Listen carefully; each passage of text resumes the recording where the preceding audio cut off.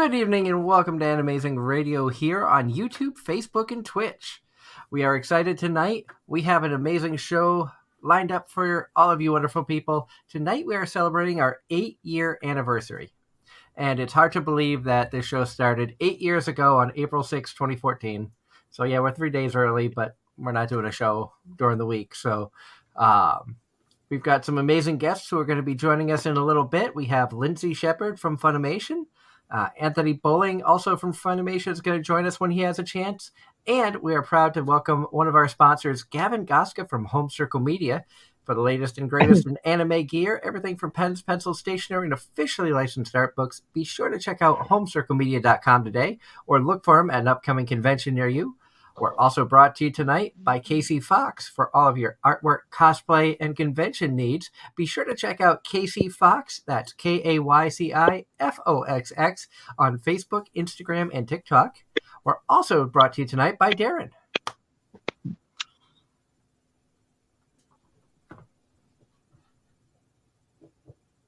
And he forgot what he was going to say. Or he disappeared. Or he disappeared, one or the other. If you're in the Raleigh, North Carolina area and you need lawn care, check out Triple S Lawn Care on Facebook. And definitely thank you, everybody, for tuning in tonight. We're excited to celebrate our 8-year anniversary. And of course, technical difficulties, because apparently we have someone who's not seeing any tags in the video descriptions. I'm not sure if that's on their end or ours. I'm not sure. I can see all the tags under us on my end. On YouTube, Facebook, where? He's on YouTube, so I am going to bring that up. Bringing it up, it is working fine. So I can see all the tags under there as I brought up the YouTube page. So not sure what's going on with that, but hopefully things are going all right on your end, HH. And again, we are excited tonight. You know, a crazy idea that I had with some friends about let's start, a podcast. Let's start an internet radio show talking about anime and pop culture, thrown together in about 6 months with our original co-host, Brandon Aarons, and our first ever guest was Tia Ballard. I never dreamed that 8 years later we would be sitting here getting ready to welcome Lindsay Shepard, Anthony Bowling, and Gavin Goska back onto the show. Some of my favorite guests that we've had. I reached out to a lot of people. Unfortunately, scheduling did not work with most of them, where conventions are starting back up again. Everybody's getting ready. The winter seasons are finishing up. The spring seasons are starting. A lot of work that's going on out there. So we really do thank the people who are going to be joining us tonight. Of course, as always, and I can't leave these wonderful people out, joining me in the co-host seats are our good friends, Mr. Darren Starling. Hi. And Angela Rose. Hello.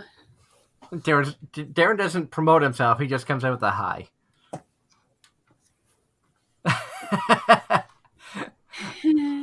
To each their own.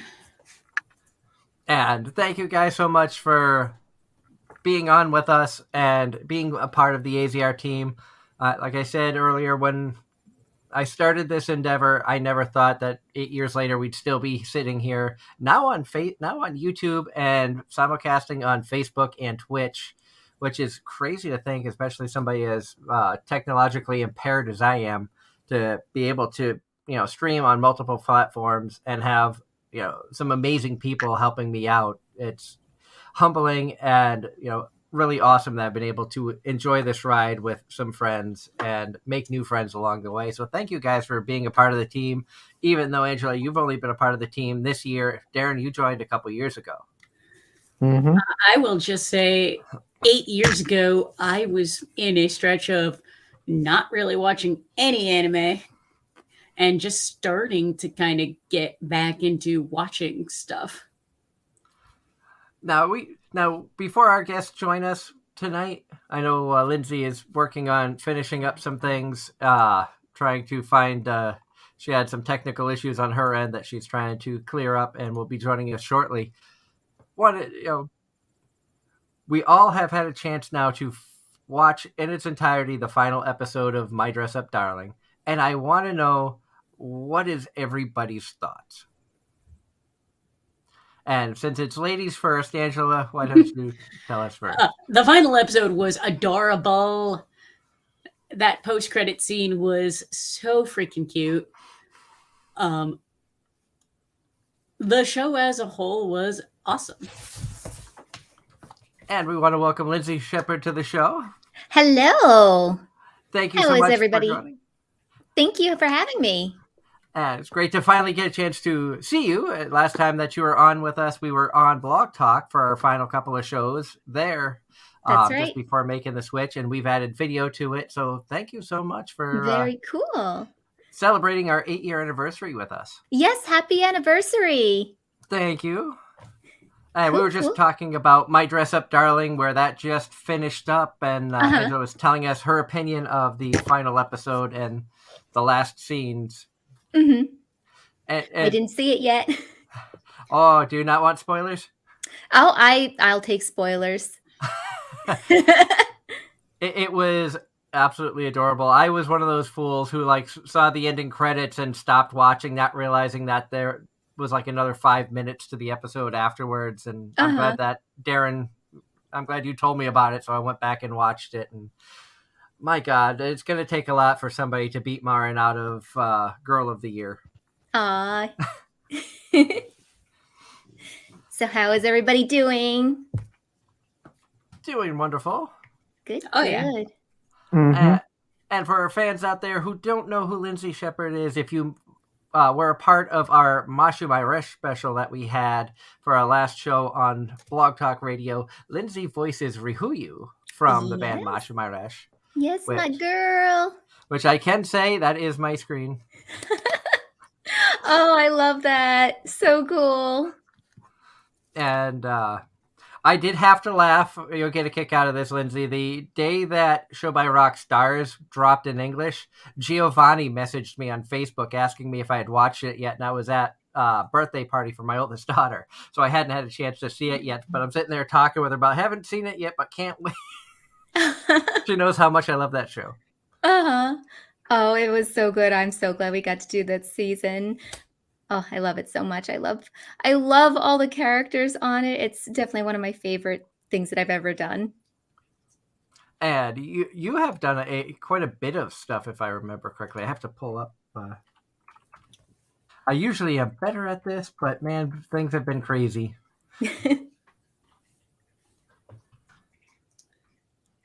But you have done quite a bit of work in the voice acting world, and I'm trying to remember everything that we talked about last time that you were on. I know we focused a lot on Show by Rock, but you were also in Suppose a Kid from the Last Dungeon Boonies Moved to a Starter Town. Mm-hmm. Yeah. And that was... She was an adorable character. Was it Elka? Was that her name? Yes, she's so crazy. I love her. I love playing the slightly crazy, unhinged characters. And she was known as, for those of you, if you have seen the show but don't remember her by name, they called her Lolly Grandma. Yeah. Yeah. Or Old Hag. Oh, no. Well, that's my nickname. And since last time you were on with us, we've added Angela to our team of co-hosts because she adds a whole new dynamic. She watches shows that Darren and I don't, since he and I watch a lot of the same stuff. And she also, it's fun to have a women's perspective of the anime world. Mm-hmm. Hello. And Angela, do you have any questions for Lindsay?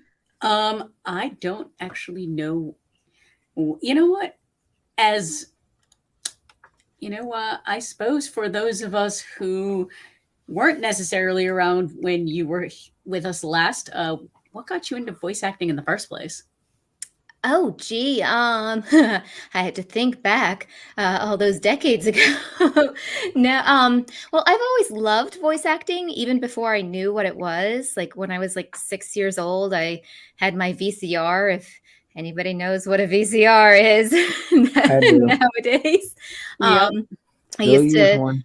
I used to tape my kids' WB shows and pause on the credits to see who did what voices, and it always kind of intrigued me. And I didn't know it was like an actual career that people could do. I was more focused on the drawing part of it. I always was drawing everything growing up, and I went to college for animation to be an animator. And I was the only girl in my class. So when we did our student project, I ended up being the voices for half the characters. I was like, ooh, this is kind of fun. Let me finish up my degree and then not use it and just jump into voiceover. And that's what I did. I was like, oh, this is that thing that I liked when I was a kid that I didn't know it was a thing. And I just decided to do it. And here we are. And has it been a fun experience for you to be able to voice all these characters? It has been like my career has just been so like it's great for an ADHD brain because I always am doing something different like all the time. I started 20 years ago is when I started voiceover, and I started in like the commercial and corporate narration world. And always wanted to do animation and video games because that's what I loved. And then I finally broke into video games kind of early in my career, did a lot of indie games. And then slowly started building everything. There wasn't too much anime being done in New York. My first anime role I finally got was Pokemon when I was in New York. Then I didn't really do much after that because there was nothing else there. And then finally we moved to Texas about 5 or 6 years ago. And that's when I started doing all the anime stuff. I was like, oh, I love this. This is so much fun. It's such a challenge. I've been doing voiceover forever. And the technical side of dubbing anime just like makes my brain happy, to have to really be thinking about everything you're doing. And I just love it. And we did have a question come in from the chat room. Mario asked, what was it like voicing Yulia Nijirodo in Miroko-chan? I probably butchered that last name. She was a lot of fun. I don't know if anybody knows, but I am obsessed with all things scary. I love horror movies, and I used to go on ghost hunts when I was in college and all sorts of stuff. And being able to be in a horror comedy anime was just like an absolute dream come true. I love that. And Yulia is just so fun. She's such a gremlin. Like she was absolutely a blast to record. It seems you got a couple other roles in horror themed animes with Higurashi and Gleipnir. Mm-hmm. Yep. A very different type of characters in those ones too. Yeah, and it's just so much fun being able to voice all these different types of characters and figure out what makes them tick. And what got you interested in, you said you did some ghost hunting and stuff like that. What got you interested in that? Oh, I've always been obsessed with all things spooky. I grew up in a 200-year-old Victorian house. So that was definitely haunted. And I had so many stories from growing up and all the spooky things that happened. And I was like, I want to learn more about this. And I mean, there's not much else to do on Long Island. So we're like, you want to get in a car? Gas was cheap, and just drive endlessly.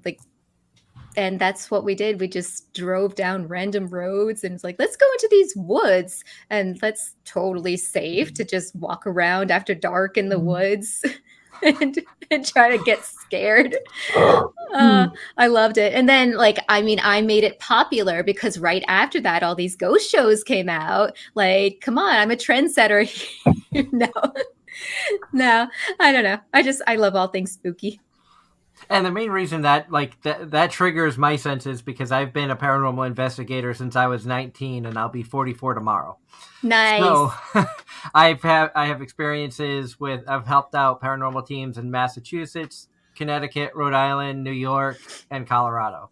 Awesome. Oh, that's so cool. Do you have all the different gear and everything? I have To some gear. I don't know if I have anything that's close by. I have like the black IR light, and I have a millimeter. Which actually I think that's down here. Actually, yeah, it is. Nice. I did have a video camera that I used to use that had the night vision, but I've got the Oh, basically that's awesome. the fancier K2. It gives you the reading for everything and temperature and stuff. And I also enjoy using my senses and things because I'm a energy sensitive, or some people call us a psychic medium. Hmm. So I've been able to use that on investigations and gotten some really interesting evidence with a team out of Middleborough that I was with for about a year and a half, 2 years. Oh, that's awesome. I remember our ghost hunting equipment was a disposable camera, and then we'd go and get the film developed at Walgreens or CVS or something afterwards, be like, look, there's an orb, there's an orb, there's an orb. It might just have been like my finger or something in the way of the camera. A million dust particles. And then it was like when I was in college, and we had some film classes when we were doing our animation stuff. So we would check out different gear from the school. It was like, those big, heavy, like news cameras, like that's the size that the regular Yep. camcorders were. Oh yeah. And you had to like Mhm. put the cassette in and like actually like manually record stuff. It was a lot of fun. Oh yeah. In high school, I got to do an intro to television production class, and we would walk around the school with a camera doing stupid things because what high Nice. schooler doesn't. Nice. Speaking of all that stuff, like one of our projects, we had to make a zombie film in school. So and we did it in black and white. And I didn't know that chocolate syrup makes Was a used as blood. great yes. And we just we're in the school and we're just like shooting chocolate syrup all over the hallways, everything. And the teachers are just like, well, there they go. Just the whole hallways were a mess. It was so much fun. The stuff we could And I get got to be away a with zombie, back then. so that works. What were you saying, Darren? The stuff we could get away with back then. Even though I'm not, I didn't grow up in that era. We could still do a lot more in school when I was younger than they could do now. Hmm. The year after I graduated high school, they put cameras in the school because I graduated from a Voc Tech, so all the shops had cameras in for monitoring reasons. It's like, were we really that bad? You had to put cameras in, or is this just for future generations?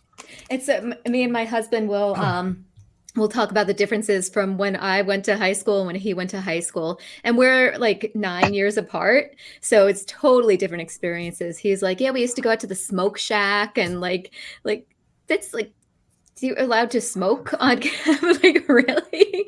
Like crazy, crazy stuff. Yep.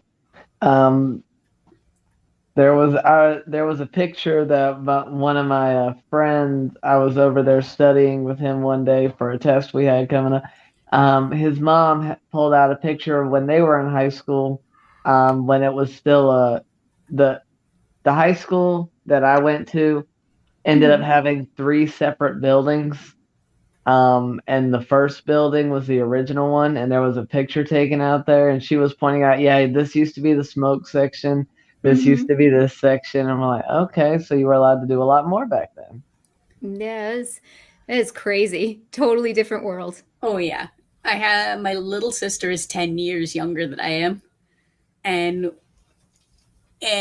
watching her go through high school, it was a very different experience than when Mhm. I was going through high school. Just and in hindsight, it's like I got away with probably far more than I should have. Pretty much. I think a lot of us did. When you look back, because like my wife and I have a substantial age difference between us as well, and I know the stuff that I got away with in high school. She probably would not have, even though she went to high school in a different area. Like, I grew up in a not quite rural area, rural suburbia. And one day during exam week, when we didn't have exams, we didn't have to be in the building. So we just up and left, and like there's like a set of woods and a deep enough pond like behind that we could go swimming in. So we did. Oh my! And then we went back because some of us had exams after that, and then of course after school was art club, and well, no one wanted to miss that. Awesome. The wonders of the world when we were kids. Oh yeah. Couldn't get away with that stuff now. Well, hell no. And I mean, back then, so back when I was in school, cell phones didn't exist. Yeah. Back when I was in school, cell phones did exist, but not in our hands. They didn't start becoming a thing until I was in high school. I think my friend got the first generation iPhone when we were in 8th grade, I want to say. And the first Droid came out when I was in 8th grade. I don't think when I was in elementary school, we didn't even have video games. So it's... Well, I didn't play video games until I was in college. So, because my parents didn't let us have video games. So same here. I didn't get any kind of video game. It was the video games I played were like the handheld Tetris, Solitaire, Free Cell, whatever, like little handheld games. Connect 4. That was my video game until like 5th grade when I finally got a Game Boy. Well, my first video game system was Atari, so yeah, I had Atari, and then I had the first Game Boy system, and I still have my Game Boy in storage, the original. And then I had Sega, and Sega. I don't know. We called it Sega. Sega Genesis. Yep. So it grew up with Sonic, and now my little one is obsessed with Sonic now too. So that's always so fun. We have one of those. What do you call it? Like the new, like retro Sega Genesis thing that has all the original games on it, and it's like a quarter of the size, but she's playing original Sonic now too, and she's good at it too. She's 5 and she can like beat me. Oh wow. It's crazy.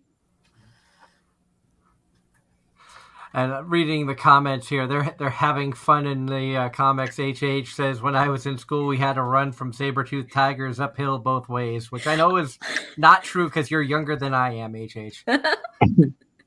And where's the 8 feet of snow, as my mom likes to say. They said, then I joined the army and we had rocks and sticks, but had to share the rocks. So they're having fun in the chat room, which I love to see. Big thank you to everybody who's tuning in tonight. Big shout out to our friend Jason Moulton, who says, here's to more Anime-Zing years. Jason is a good friend of ours. Wednesday nights, be sure to check out his podcast, The X-Cast. He also is going to be planning a horror convention in South Carolina called South Carolina Horror. Ooh. So, wow. And speaking of horror, North Carolina, ironically, Memorial Day weekend, popular weekend for events to happen this year. We're having a horror fest show at the state fairgrounds. Nice. So we have Anime Boston, MomoCon, Animazement, and now a horror show, all on the same weekend. That's going to be a busy weekend. So depending on where you're at, you have a lot of choices. Myself and Angela will be at Anime Boston since we're up in that neck of the woods. Well, Angela's closer than I am, but Yep. that's in your backyard, and I got 5-hour drive. I could literally I've seen this before. I could literally walk out my front door, get on a bus, and be at the convention center in probably half an hour. Because I'm still. That's like me with Anime-Zing and SuperCon. That's a lot of just audio. Yeah, but no. And but yeah, we are here tonight celebrating 8 years, and it's crazy to think that this little idea I had so long ago is still going strong. And 2022 is a big year for us. We have a lot of goals in place. This is the first year in which we have sponsored not one but 2 different conventions. You can find us at PucciCon coming up in May 13th and 14th in the Pocono Mountains of Pennsylvania.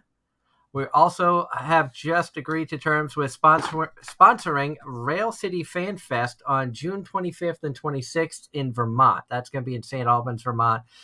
So you can find us at both events with tables. We're also in talks with PucciCon about sponsoring their New Jersey event that's going to be coming up in August. So busy time. In fact, PucciCon is going to be joining us next Sunday here on the show to talk more about what you can expect from this convention. It's a convention I've heard of, but never had the honor of attending. And from the pictures I've seen, it looks like they even have a water park at the resort that this is going to be at. So that's going to be a lot of fun. And I'll have to see if they can reach out to you, Lindsay, to get you up there. Yeah. Contact me. Call me. Be like the old Sprint commercial. Call me. And so a lot of good things going on this year. We also are going to be. I'm going to be traveling out to Massachusetts next weekend. It's going to be a busy weekend. Going to be out there Saturday for Wicked Comic-Con in Boston. I've never been to this event. Only found out about it recently and decided last minute of what the heck, why not? It is fun fact. There's a reason you've never been to it because it didn't exist before now. Now, was it did it have a different name? It is a brand new convention. It's put on by people who did other cons, but it's a brand new con. And I also know Rail City Fan Fest is a first-year convention as well, put on by a cosplayer. So I don't know what to expect from this one. It could be interesting.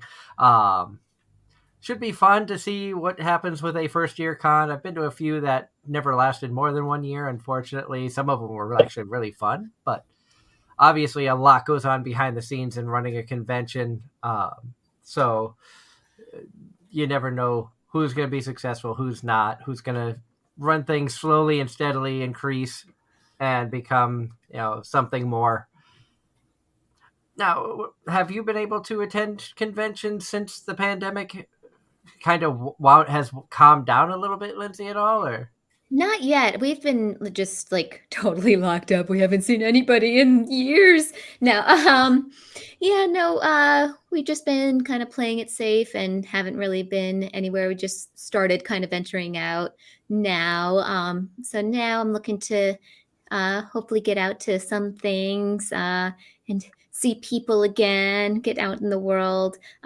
So I'd like to start going to some more conventions. That'd be nice. So, Jason, I know you're in the chat room. If you're looking for a guest for 2023 when you're doing South Carolina horror, I can get you Lindsay's contact info, and you can have a horror voice actor there with you. Woo! Make a good spooky ghost sound. Woo! And we have other guests who are going to be joining us at some point tonight. I know Anthony Bowling is supposed to be joining us, as well as one of our sponsors, Gavin Goska from Home Circle Media, is going to join us when he has a chance. For Gavin, I think it's going to be around 9 o'clock-ish, so in about a half hour. Not sure what Anthony's schedule is, but I did send him the link to join us. He has seen it, so when he's available, I know he will come in and hang out as well. Have you had a chance to work with Anthony in the past, Lindsay? I don't think so. No, I don't think we've worked together. But So Yeah, introduce you to another voice actor and director, and yeah, hopefully get a connection there, and he can bring you on for Data Live season 4 if he's the director. yeah. That'd be awesome. And Mario's excited by that news. Anthony's coming on. Prayer circle. Hey, whatever works. Yeah. And like I had mentioned before, I wanted to reach out to some of my favorite guests that I've had on the show, past and present. Anthony's been on the show multiple times. Of course, Gavin has sponsored us from the beginning, and Lindsay is one of the newer voice actors that we've had on the show recently, and she voices my favorite character in Show by Rock. All around, Ryuyu is my favorite character, so I couldn't go without inviting her back. So, Well, thank you for the invite. and so happy you could join us here for our 8-year anniversary celebration, which I know I've said this before. It's crazy to think of doing this show for 8 years and a wild ride. This is our third different network that we're on. Started way back on Hazy Radio, which no longer exists. Blog Talk Radio for about 6 years, where we didn't see the growth that we were hoping we would see. And finally smartened up, was like, let's go to YouTube where people can find us easy. And, so we're continuing to grow. If you are new to our channel, hit that like button and the subscribe button. We want to hit 500 subscribers by the end of the year. That is our goal, but we can't do it without your help. Also, when we hit the 200 subscriber mark, we are going to do a giveaway where one lucky subscriber will win a chance to sit in a co-host seat for a voice actor interview, which means, who knows, you could have a chance to sit amongst us and chat with Lindsay Shepard for a couple hours. You don't get these opportunities at conventions. This is something that, as far as I know from people I've talked to, we are one of the only shows that offers fans a chance to sit down and talk with a voice actor for free for more than 10-15 minutes.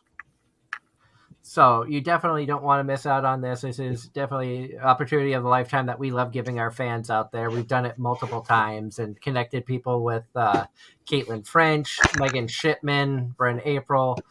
So some amazingly talented voice actors who have had a chance to connect with fans. And I know, Lindsay, you love talking with the fans. We talked about it last time you were on with us, that you love the connection and love seeing the fans. What's some of your your favorite things about conventions and getting to meet the fans? Just seeing what people connect with. Like, I remember when I was growing up, just connecting so much with certain characters, and like it's why does somebody connect with a specific character, and just like knowing that I had a small part of bringing that joy to somebody is so, it's so cool to me, and just like seeing somebody have a smile, be like, can I give you a hug? Like that's the coolest thing ever. And it's got to be heartwarming when you can talk to somebody and they have a story of how, they were going through tough times, and a character you voice helped them, either gave them courage or helped them to get through something difficult that they were fighting with. Mm-hmm. And I mean, that's kind of why I got into animation in the first place, was because I connected with these characters so much. And I was like, well, I want to be a character designer and design a character that maybe somebody will love, and like look back on their childhood and be like, this character like got me through a tough time. Like it just brings a smile to me. And now I'm kind of doing that in a different way. It's character design, but through their voice. And I don't know, it's just really cool. Now, if I remember correctly, you said that you also offer some voice acting classes. I do. I started a group for Texas voice actors, and it's kind of expanded.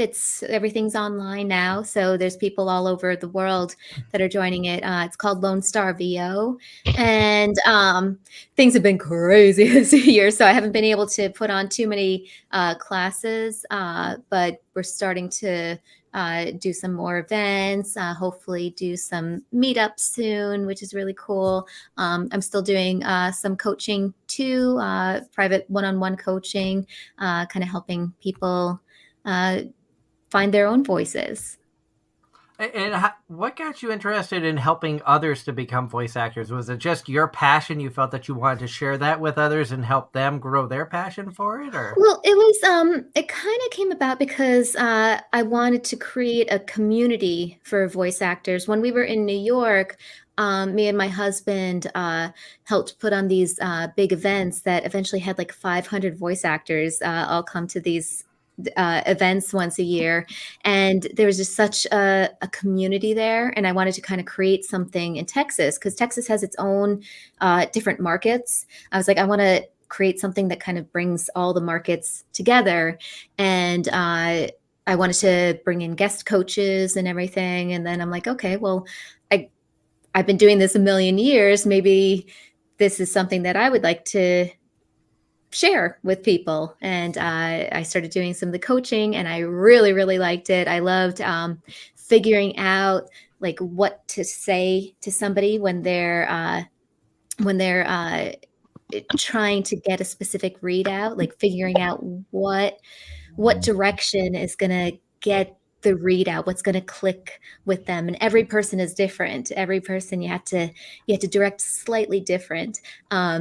And that became a really fun thing for me to do. And when you have that moment that somebody's like, oh, I get it. Like now I'm doing this read, and this is like it's like a breakthrough. I don't, everything's just so cool. I love it all.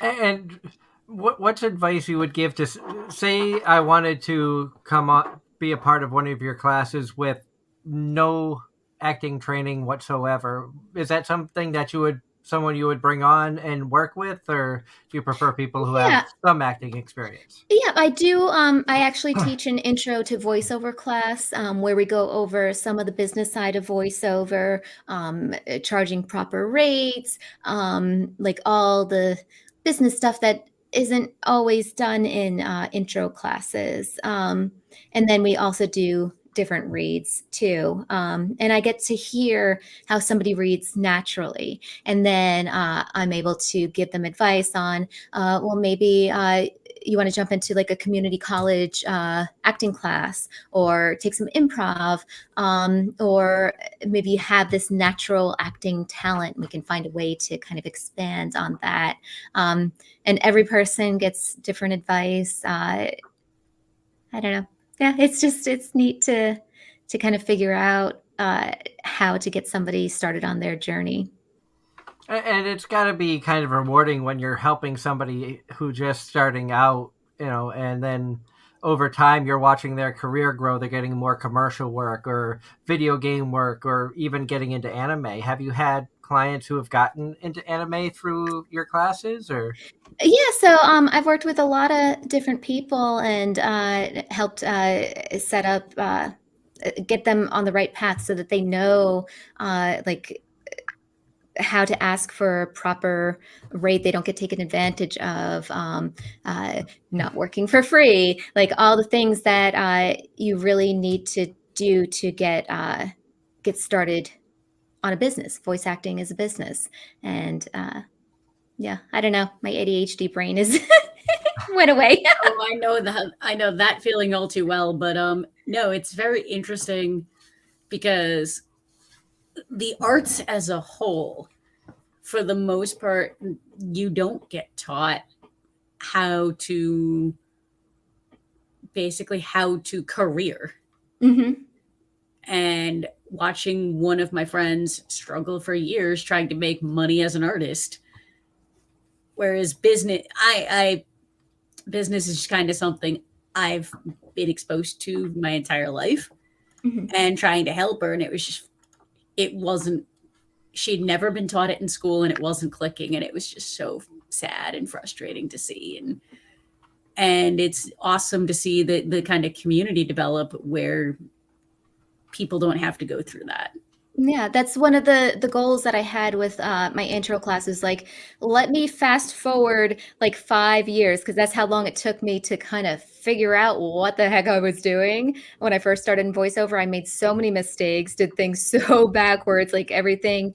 So I like kind of put that all in my classes so that people don't make the same mistakes I did, and hopefully they'll get kind of a jump start in their careers. And it's awesome that you offer these classes, because you hear a lot of there are a lot of voice actors out there who offer classes, but you don't.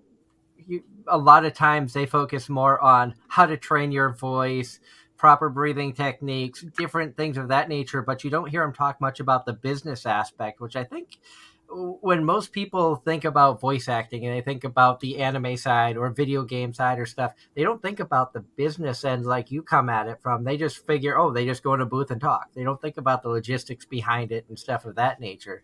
So I'm sure as a No. voice actor, you hear all the time, oh, what you do is easy, when in hindsight, it's a really, really difficult, really, you got to be a very good thinker. You've got to be fast on your feet when it comes to certain situations, or like you said, otherwise you're going to get taken advantage of. And like you said, Angela, artists all the time, you'll have people ask, oh, can you draw this for me for nothing? Where that's going to be their livelihood. You can't just cave in to friends and people and be like, yeah, I can just do a quick sketch for you for free, but especially where you are going to try to make a career out of it. Exactly. Yeah. I do have a class coming up at some point. I think I have it scheduled for the end of this month. I don't even know. My schedule's so crazy right now. I think it's the end of this month. I do have another intro class coming up. If anybody wanted to jump into it, I'd love to chat with y'all. Maybe we can bring this guy into an intro class. I don't know if he knows what he's doing. Welcome, Anthony Bowling, to the show. Hello, everyone. Hi. Hello. Welcome. Of course, Doug, always great. Always great to chat with you, Anthony. You know Darren, our co-host. I don't know if Angela was part of our team when you were on with us last time. Angela is a new face to Anime-Zing Radio. We brought her on this year. Hello, Angela. Hello, Anthony. The answer is no. I don't believe we've met. Okay, perfect. And what is Elden Ring going on in the background? No, it is her. In the background, my husband is playing Horizon Forbidden West. Oh, heck yeah. Granted, I turned it off literally about 30 minutes before the call started. So awesome. That was my day to day. And joining us as well is voice actress Lindsay Shepard. Hi, Lindsay. Hello. How are you doing? I am doing very well. How are you? Excellent. I'm doing well, thank you. Good. And tonight, Anthony, you are not sitting at your kitchen table like last time you joined us. Oh my gosh, you are in no. a cooler room. I got my big boy room now. No, redecorated. This used to be the dining room, but then we redecorated the whole house, and now I have a huge desk for when I was working remotely here. And now it's my D&D desk. Yes. Nice. So and that's all of our books and odds and ends. I got lightsabers and pictures and characters from anime. Where is he? Geek Crimson. Look, I got my cool Geek Crimson guy from Slime. Nice. Yeah. I don't have the figures with me, but up on the shelves that you see back there are a bunch of anime figures, including a couple different versions of Malim, and we have Yuna. I have 3 different Mega Man figures. I've got a Ranga figure. I'm still waiting for Show by Rock figures to come out. So, yeah, Lindsay, let's get on that. Come on. I have all the acrylic stuff that's come out. I just ordered a plush. They had a plush on some, I don't know, I saw it on some post on Twitter, and I have a Ruhuyu plush coming at some point eventually from Japan. I'm just so excited. I do have to show this off for those of you who know me and know I love my art books. This is an official Japanese Show by Rock art book for the original series. Ooh, that's cool. And when our sponsor Gavin Goska joins us in a little while, he's the person I actually bought those from. I'm going to find out when he gets the Masha Resh ones in, because when I get to meet you guys, I want to get these signed. Yeah. And I was real close. I was in I had done TriadCon in where was that one? I did Salem, North Carolina was a couple weeks ago, and then I did. Yeah, Darren's mad at you about that because you didn't tell him that you were going to be there. That's an hour and a half from him. Oh, I posted. I didn't know, Darren. I'm sorry. I thought I blasted on social and left it there, and that was my fault. Social media algorithms these days are garbage. Yeah, I forget too that like there will be people that don't show up anymore, and then they're like, "Hey, are we not friends?" And I'm like, "No, Twitter unfriended you. Yeah. Oh, no. They didn't think you were a good enough friend for me." And I will say I did get my first autograph from a Show by Rock character when we saw Caitlin Glass last year at Kineticon, and then Emmy Lowe was at KatsuCon earlier this year, and my friend Justin went to that, got me her autograph for Delmine, so I will be picking that up next weekend at Wicked when I see him there. And once I have the money, I need to get the Rihuyu autograph from Lindsay. They're all shiny.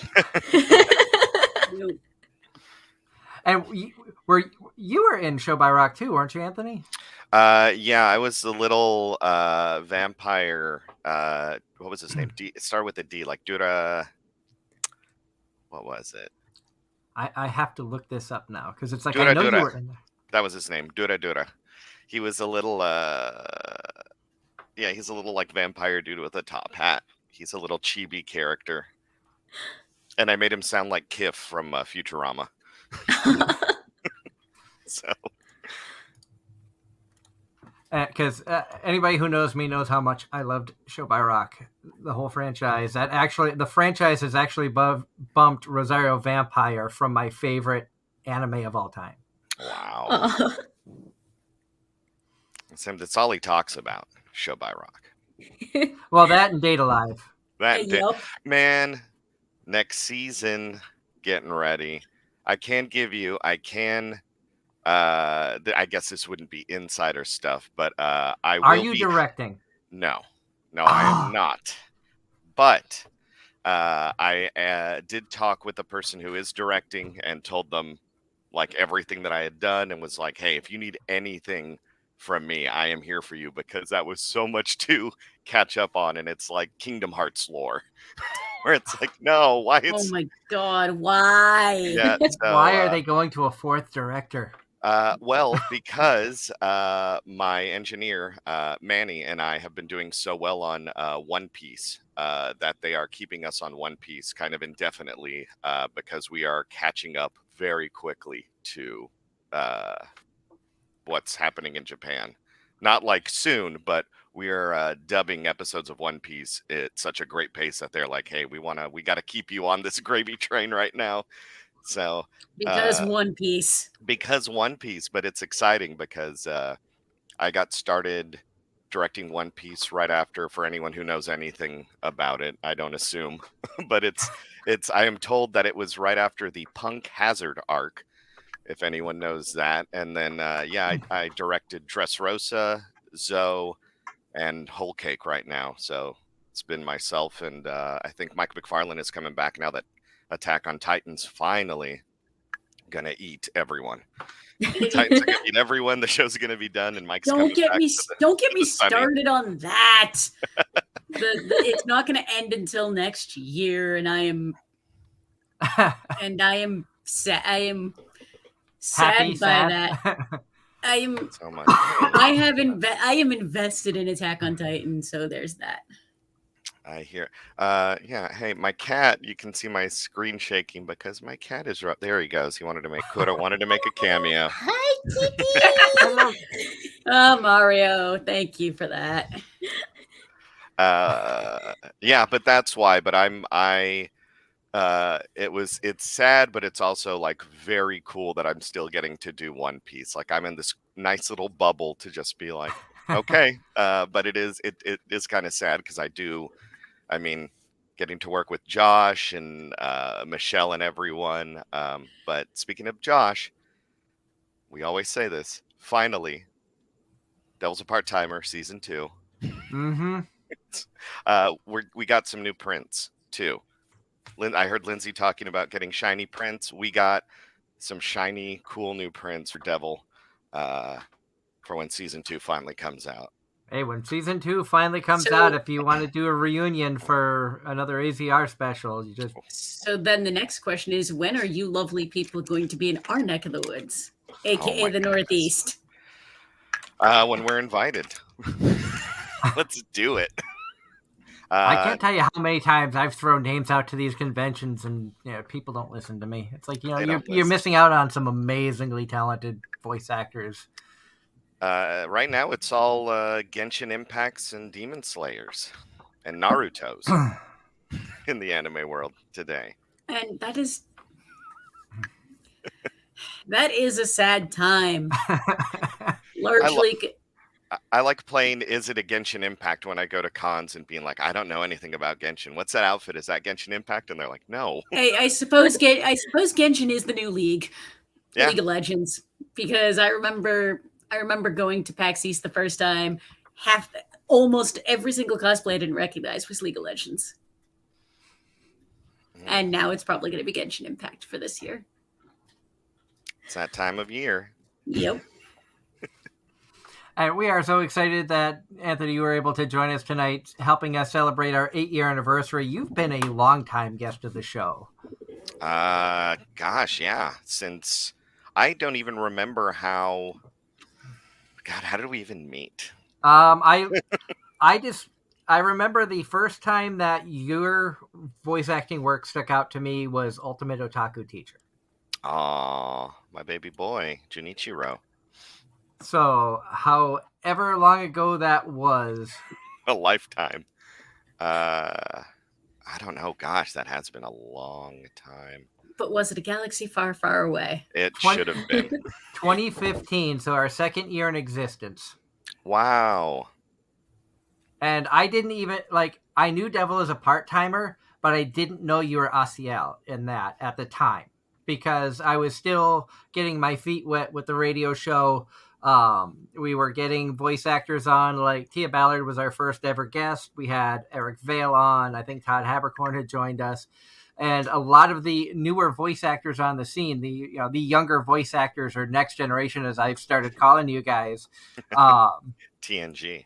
You were I wasn't focused on the young guns until 2015, when I'm like, like in your case, Anthony, when I first reached out to you, I'm like, you're an amazing voice actor. Why does nobody know who you are outside of a couple of roles? And same thing with you, Lindsay. Like, Rihuyu blew me away, and I needed to find out who voiced her. I must find. It's that I think it's about, not to get all like, here's me. I like performing for the character. If you aren't looking me up, it's very appreciative if you're looking me up, and I love that. But if you're watching the show and are just encapsulated in the show and the character, that's all I ever want, is that if you can be in that world, and if characters that we play can make you be a part of that. If you're not looking me up, that's fine. I like serving the world of the show first, which is why I think working on One Piece right now, I've been like, oh, now I'm in it too deep. I've researched it too long. It's in my veins. And I will say, as a longtime fan of the Data Live franchise, and having watched and analyzed all 3 seasons that are out thus far, I did not watch the Nightmare spinoff because I think Darren has fallen asleep because of his work schedule. So I can say this without him arguing. Natsumi is still best girl in my opinion. Thank you. Yes. That's only because I've cast it. That was my season. I was like, yeah, I got to cast that one. But Natsumi, it's like, how would you not like a Halloween witch girl? Why not the spookies? Where's my spookies? My Addams Family characters. Especially when she's going to be at Kineticon this year, and I'll finally have a chance to meet Caitlin Barr. So I'm excited about that. Now they need to get you, Anthony. If they're going to have Caitlin, let's get Anthony up to Connecticut. I want to travel more. I got to do Ichiban Con in Concord, North Carolina, and then Triad Con, and that company is going to bring Chris George and I think, back for another one. We might be doing Colossal Con, but we're waiting to kind of see where they want to do that, but we're just trying to like get around more, kind of in the sense of we just miss hanging out with people and talking. It was really cool. We got to do a D&D. We did a one shot at Triad Con with Alejandro and Hayden Davio. So it was those two and Chris George. So I DM'd the one shot and the three of them played, and we did like a 2.5 hour one shot. And that's the first time any of us had done that. And Oh my god, that sounds amazing. it was so Yeah. much fun. It But was like, oh, this is what I want to do. So we kind that of is That No, is Angela's world. that is my thing. I pre-pandemic was part of a group that was running D&D modules at various conventions.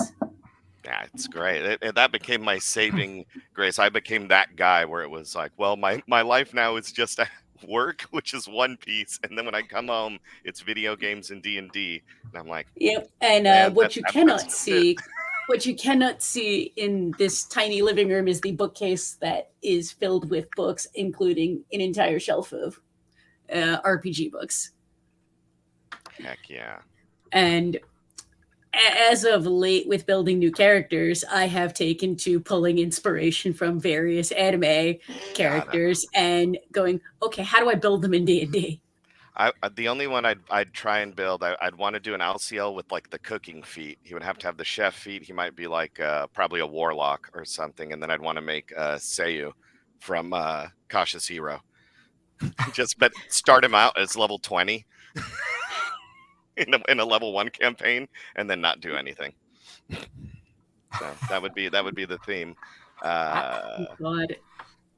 No, one of the ones I was telling Doug I built was I built Maple from Bo Fury as a paladin, and basically and everyone who was in that one shot got a kick out of it. Heck yeah. I wish Bofuri season 2 is supposed to be coming Later around this there. year, and Yeah. can't wait. I miss Chromu here, or Chrome. He's such a good boy. I like playing Big Brother characters. It's one of the most wholesome things, and especially God, that is such a sweet show where it's like, oh, hi, do you not have anyone? Come on, we're a little band of misfits. Hey, this guy, like, oh, I'll be your friend. We have a pet turtle. Yup. It's very cute. It's like a 5-year-old telling a story.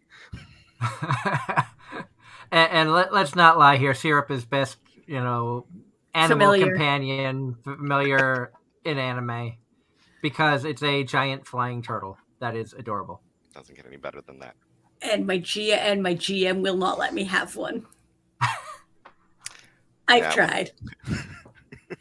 Would it have the stats of a Zeppelin, of an airship? No, well, probably, which is probably why he won't let me have one. Yeah, but that's probably why. Yeah, so like that's my life, and then I feel like it can get annoying sometimes where I'm like, hey, do you know anything about One Piece or D&D? I'm sorry, then I don't have any other knowledge. I have to leave now. That or obscure 80s cartoons. Yes. Oh, there we go. Nope, I'm the one that it's outside of my close circle of friends. Nobody expects me to be into anime, D&D, all that stuff. Everyone expects me to be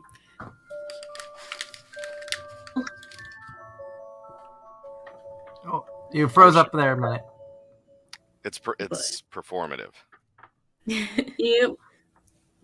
And it's that whole people's perceptions. Yeah, I'm thinking they expect like, oh, this is who you are. I can just tell by looking at you. Yep. I get it. That's why I love going out there and just when you throw out like, hi, I like these things. Does anyone like any of those? And to kind of in the comments, Ross is actually arguing with you about Best Girl and says Yoshino is Best Girl. I mean, everyone, there's so many of them. I mean, before I loved not Best Girl, but it is what it is. It is what it is. In anime, in a harem show, and I think like the next season 4, they're like, "Hey, do you like harem shows? We're gonna drop a second harem in the harem show." And just like, here you go.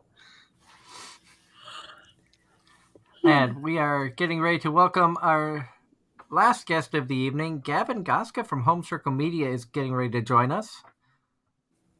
And I think he's getting all the other connections up. And Yep. the art book that I showed earlier was purchased from Gavin and HomecircleMedia.com. I actually have 4 art books.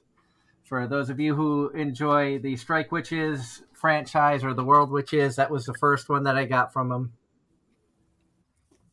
And then I went from there to a series that I love and feel it's underappreciated. For those of you who are into the video game world, we have New Game, which I feel this show was so underrated and flew under the radar so much. So I have 2 art books of that, and I actually have one of them I have marked off because some of the voice actors from that are going to be at local conventions. It's like, save money to get these signed. Because who wouldn't want to have officially licensed Japanese art books signed by American voice actors? It makes sense to me, anyway. It does. No, Well, the only art book I have kicking around is from Game of Thrones. Somebody agrees with me. Yeah, New Game is the best. I have art books from like all the Lord of the Rings stuff, and then some more Lord of the Rings stuff. Nice.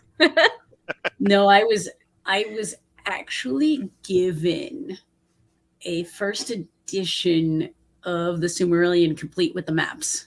Nice.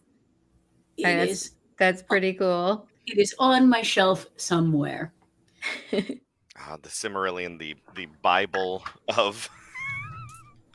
I tried reading the Silmarillion and got like, I had to skip when it was like the elves who begat this elf, and it was like, oh, that's a lot of names. That's where are the dragons and adventures? That's the other books. It put on at the time I didn't, and then and now it's like, yeah, I don't know if I have the capacity for that level of intelligence right now.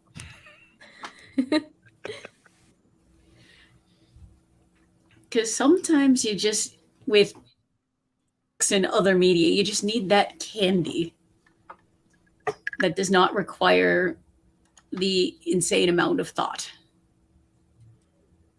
Yeah, just something like what they say in the movies, a popcorn. Where it's just like, yeah, something light and fluffy and. And Gavin's having some issues getting the connection going, so he's gonna try to reconnect. Technical difficulties. Boo.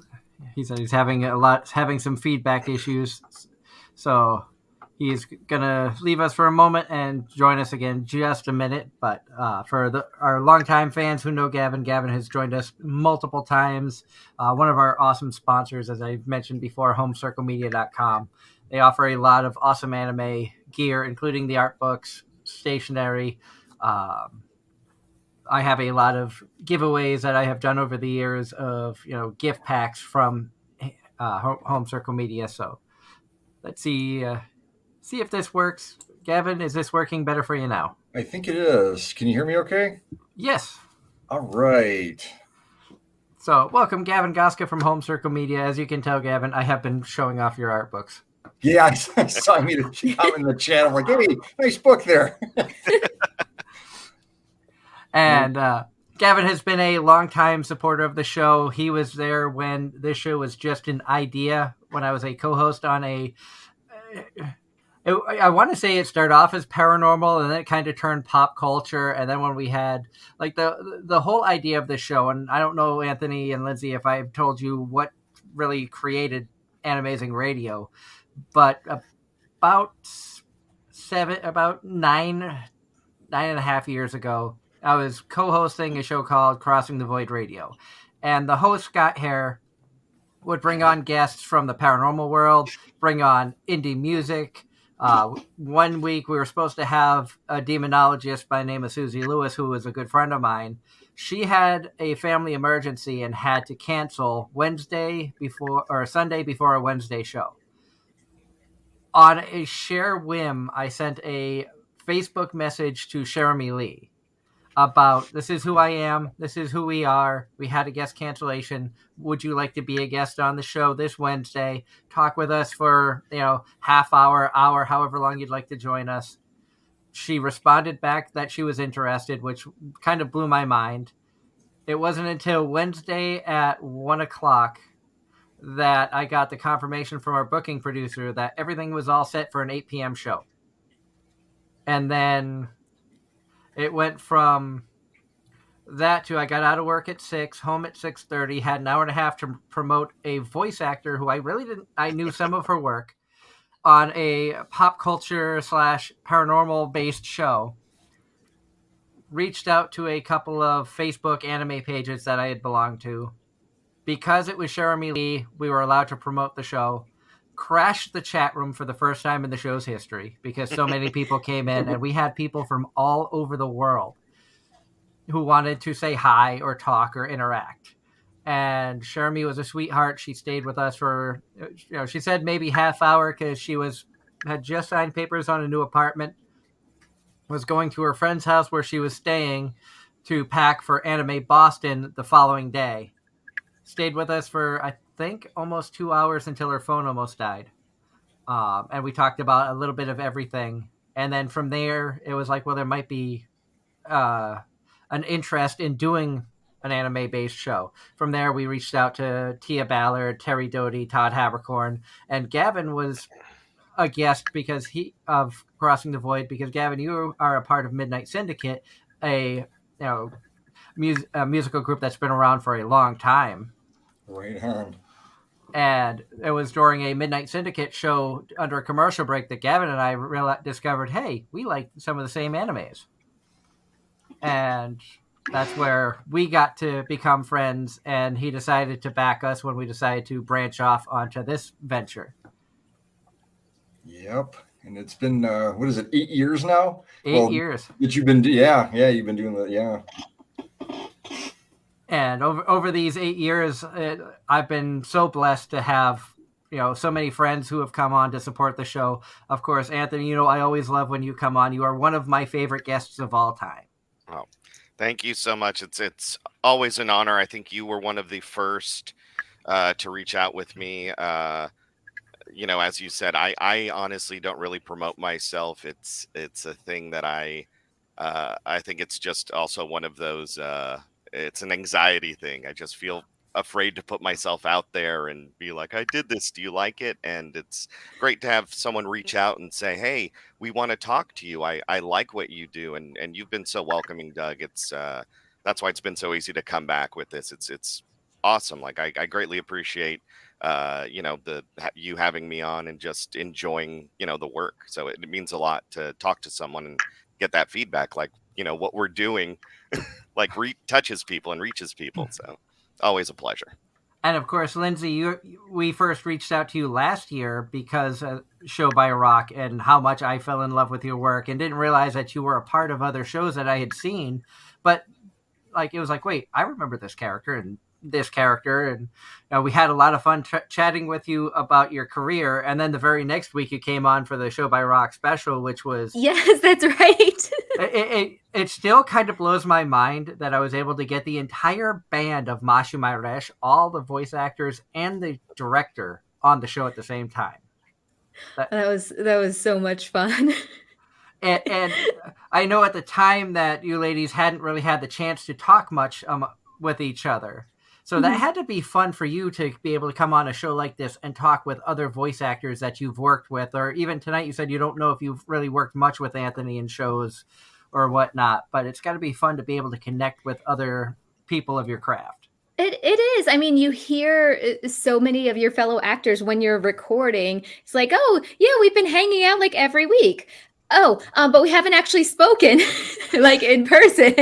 So it's always fun to get together and actually, speak to people while they're there live, you know. And I'm sure that you guys both have stories of things in the booth, and like, and I talk highly about you a lot, Anthony. And I know that, like you said, you kind of feel humbled when I like promote you and gloat about you. But I really enjoy the work that you have done. Um, I like you as a person, because having you on the show, obviously, we get a chance to talk with you and get to learn about Anthony Bowling, not just the characters that you portray or the animes that you direct. And because of I've become friends with you, you're like, oh, I directed this show. Clockwork Planet is not a show I honestly would have checked out if you didn't tell me you directed it. You are the only reason I watched that show, and I loved it. Well, I'm glad that was me getting my feet wet a little bit into the anime directing world after a long time acting and being like, do I like this? Can I do this? And then after that, it was like, okay, well, let's try it. So I and I thought it was so cool too when we would talk. Like I do remember you talking about paranormal, because I think we had talked for a while. Maybe it was the first or second interview that my wife used to um, be a ghost hunter and do that. So we were talking about like all the paranormal stuff, and half of the Anime-Zing episode went back to paranormal talk. That was the first half of this episode too. Oh, awesome! Yay! Because it's always fun, interesting stuff. Yeah, when you find out. Well, yeah, like that's why. Like, I want to decorate my house like the Addams Family house. Yes. I've always just wanted to live in like an old, like Victorian home. Like, Well, then Nice. I will show you this mask that is up. Let's see if I can get this. That is a mask that was made by a friend of ours. are you showing me cursed object? And that is actually made out of cardboard. Oh, dope! And That's so neat. that is a friend of ours up here. He lives in Vermont. Manic Dan's Manic Mart. If you're interested in checking him out, uh, really really cool guy. And I've always been into the paranormal stuff. And knowing you guys like the horror and spooky stuff, it's like, oh, I gotta show, because now we have the camera. I can show you this stuff, where before it was just voices and. Yeah, let me describe what I'm looking at. And Anthony, I was saying earlier in the show, I grew up in a 200-year-old Victorian house, and that's how I got interested in ghosts and ghost hunting. And That it house was it was haunted as hell, right? mostly the attic.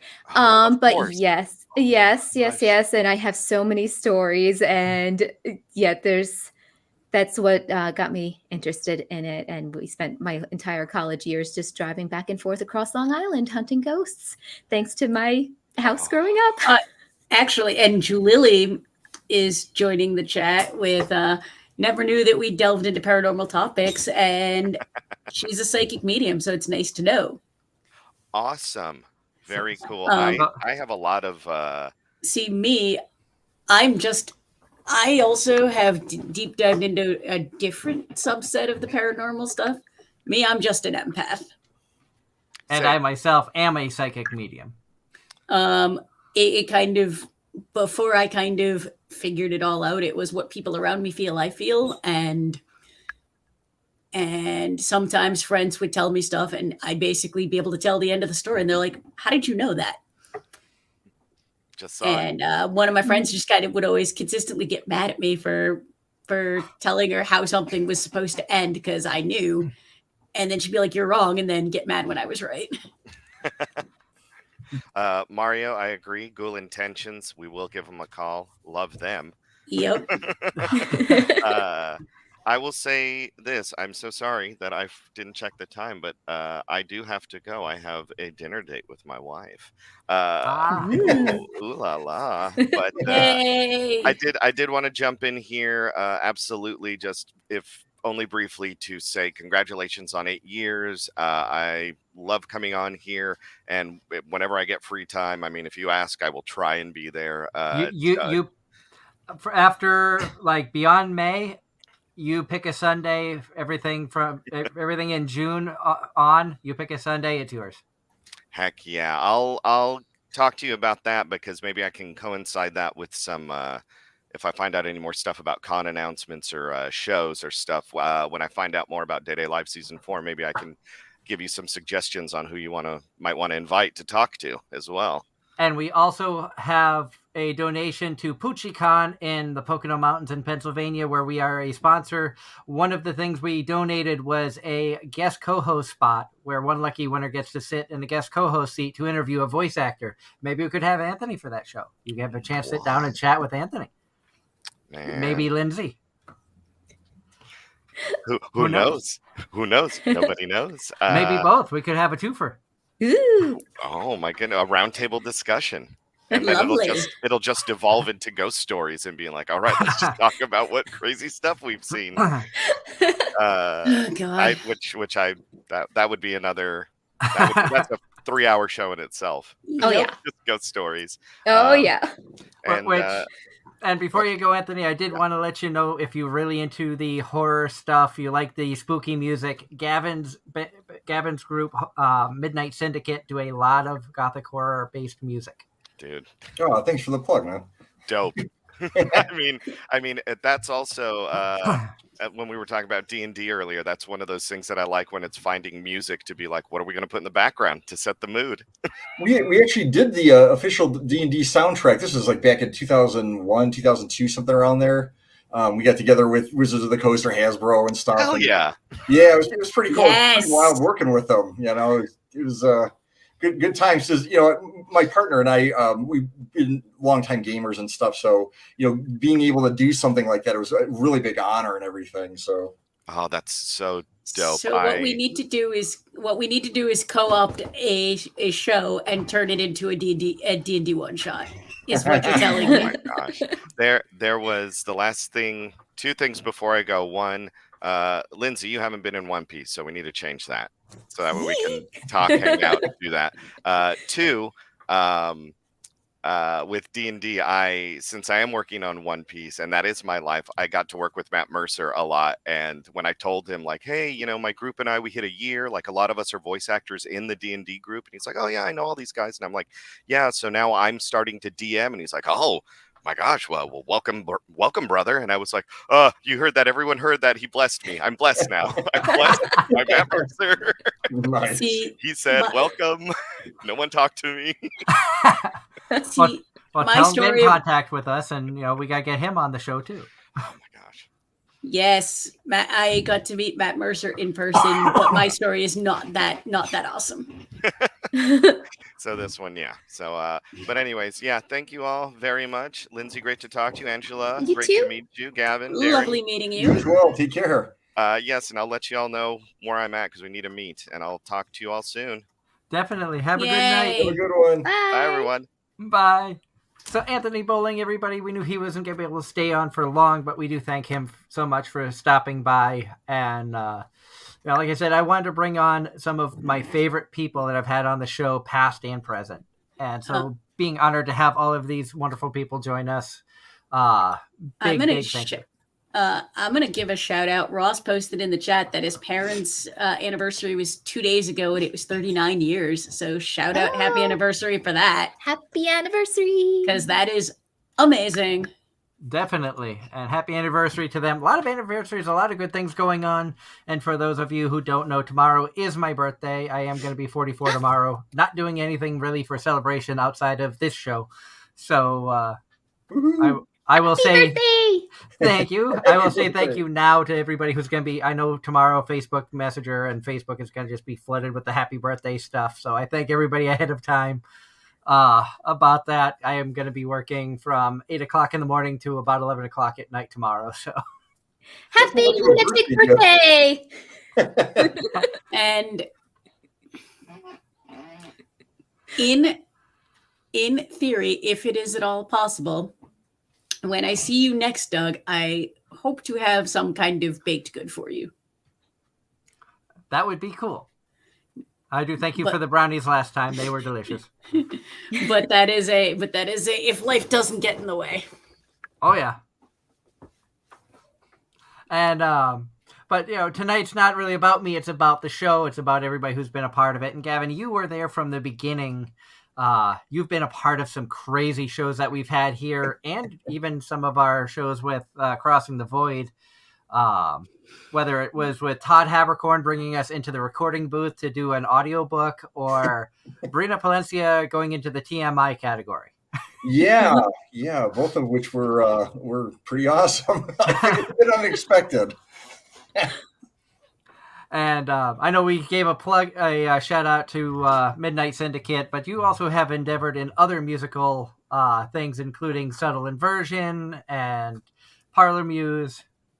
Yeah, Parlor Muse is my kind of Victorian music project. I basically started because I collect old sheet music and stuff. I started playing through it and realized that the songs were really, really good. They were really well written. So I decided to kind of modernize them a little bit. It's like got one foot in the era, but then you get some like drums and electric guitar and stuff in there occasionally.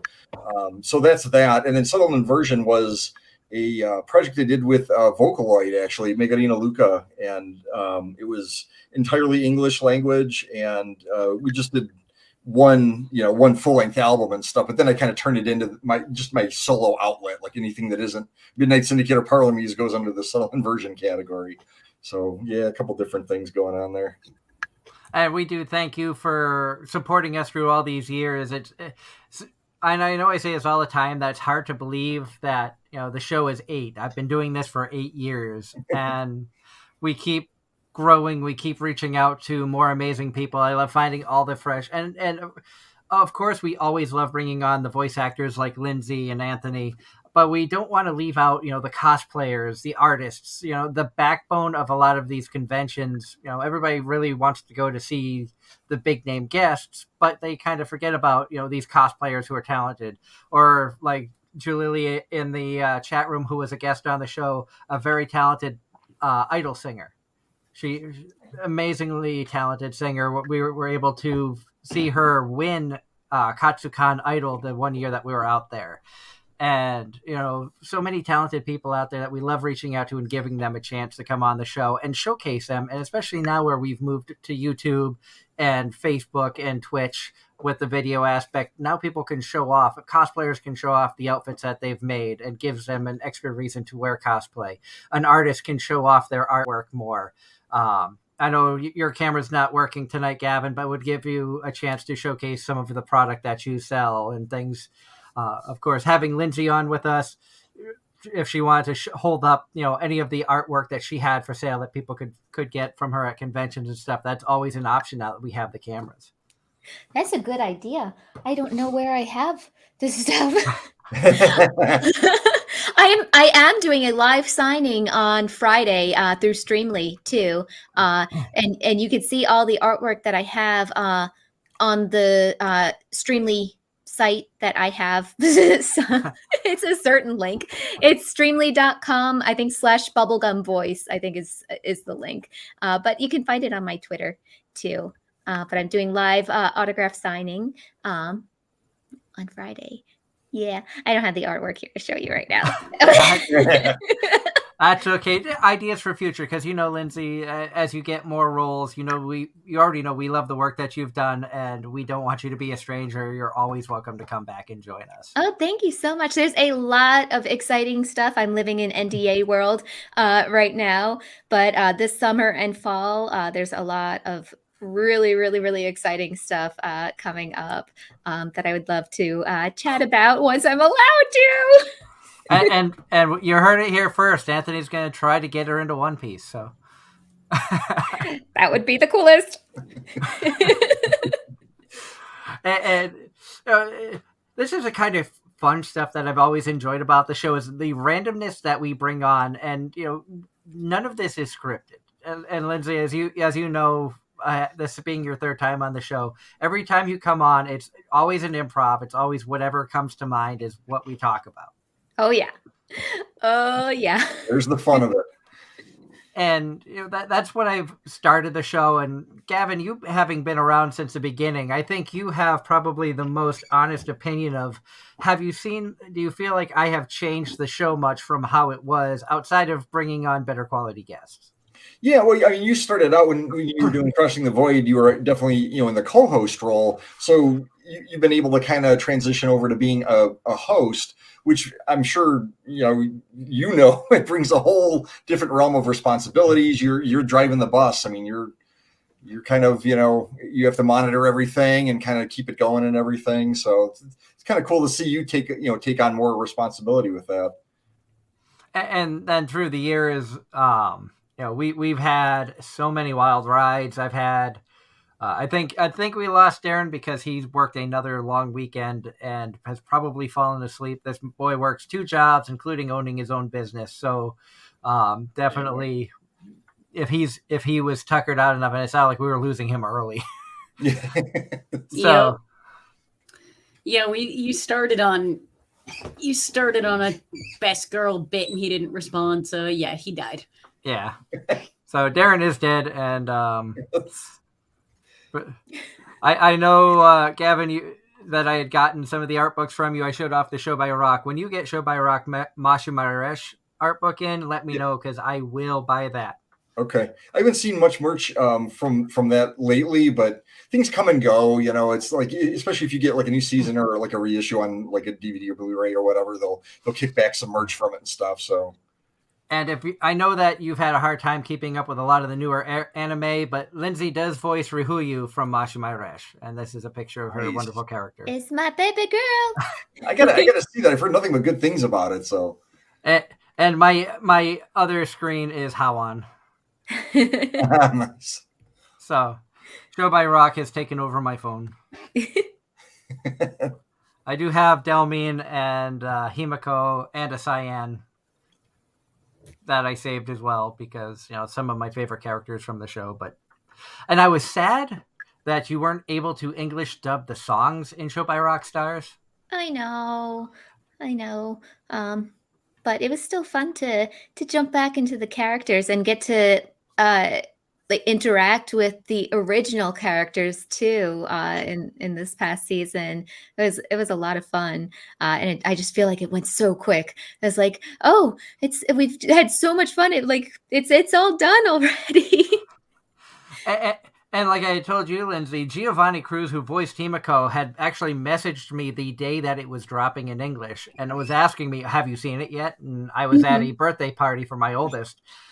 Once we got home and they put the kids to bed, I did binge watch all 12 episodes that night. I think I went to bed at almost 1:00 in the morning. But nice. By the time I realized what time it was, I had 1 episode left. It's like, I can't just leave it off on 1 episode. I've got to finish it. Sounds Push about through. Right. I was tired the next day, but it was worth it. And I think I've seen it in English dub like 3 times now in its entirety. So, no, I don't like the series at all.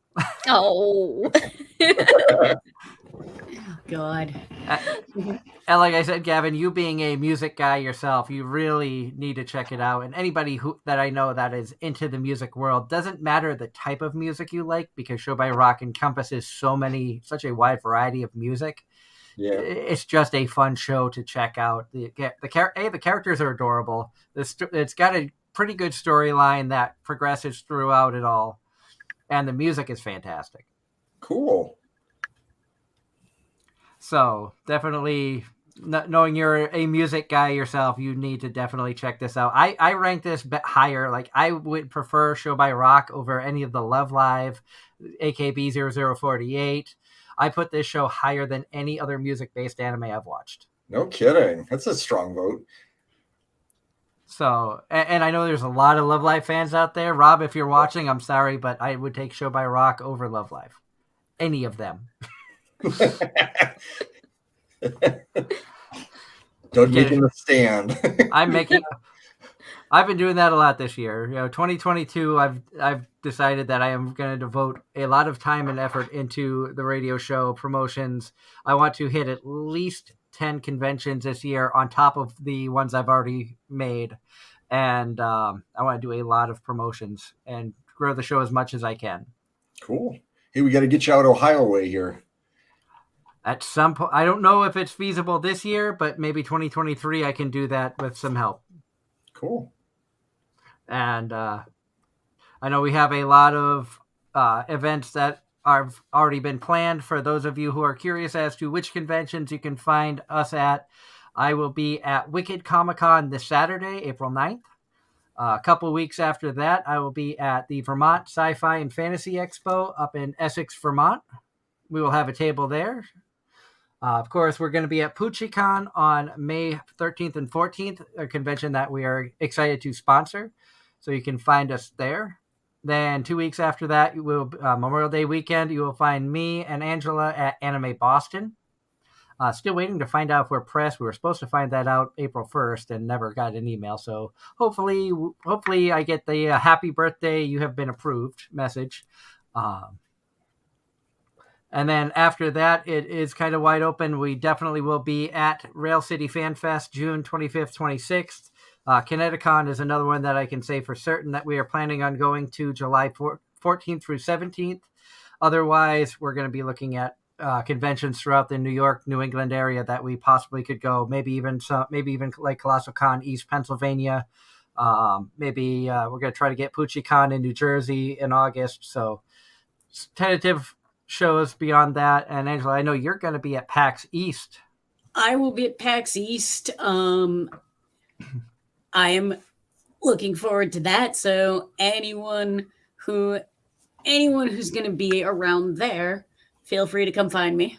Beyond that, at Anime Boston, it's pretty much a grab bag because I don't know what's going on. And then at the end of the year, PAX Unplugged, a weekend down in Philadelphia, where it's all tabletop gaming of every variety. I will be there as well. We'll try to get Gavin to go to that one. Yeah. If you, it is, it's similar in scope to Gen Con Indie. Oh wow. Okay, big con then.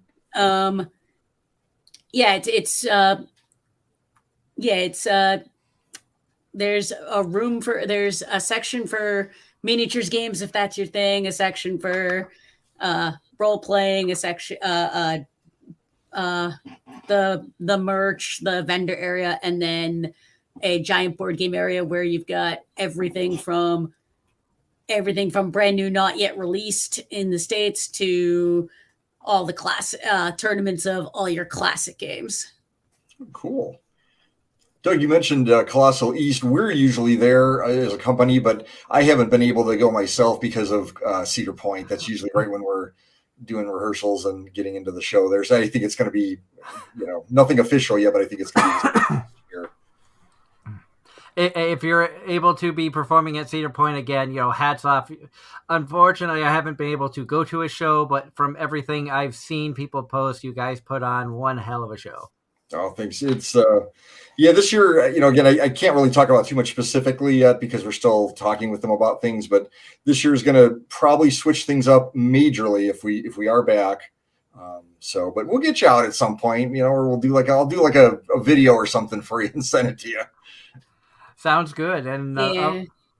of course, we want to try to get Lindsay up to some of these New England, New York area conventions. So any convention promoters out there, get in touch with me. I can get you her contact info, or she can throw it out to you if she wants to on the show. And, definitely you want to get in contact with her. Very talented voice actress. And as you said, you did a lot of video game work as well.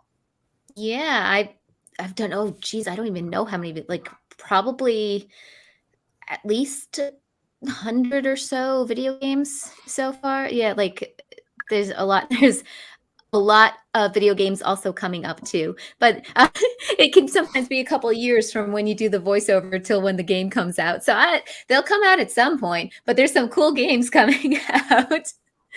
Some cool shows. I'm actually directing now too.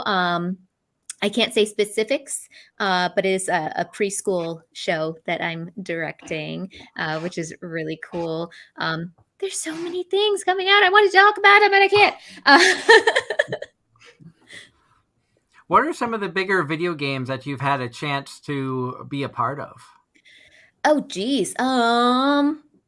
So Pathfinder was a big one, and the a sequel, Wrath of the Righteous, that came out. I got to be in both of those. Those were pretty big. I don't even know. I forget what I did. If I remember correctly, weren't I'm trying to remember. Was it Smite? Were you in that one as well? I was in Smite. Disgaea 6 also came out, I think, last year. I was in that. Anybody have my IMDb? Tell me what things I've done. God. Yeah, there's oh geez. The Awesome Knots was a cool one that I did. I've done a lot of indie games also. Oh geez. Chris Tales was also a cool one that came out last year. That one was gorgeous. I loved that one. You were also in Ruby. I was in Ruby, yeah. Yeah, that was a lot of fun. Yeah, I was Saffron Kata Orc in that. Super, super fun. Hold on, I'm pulling up my IMDb. Like, hello, internet, tell me what I've done. What have I voiced in things? I happened to see that because I have the Anime News Network site open with stuff that you've done, and I saw Ruby. I know, Angela, you're a fan of Ruby. You've cosplayed from that. In case you couldn't tell. I spied that before. So cool. Yang is kind of one of those characters I identified with from the moment I saw the trailer.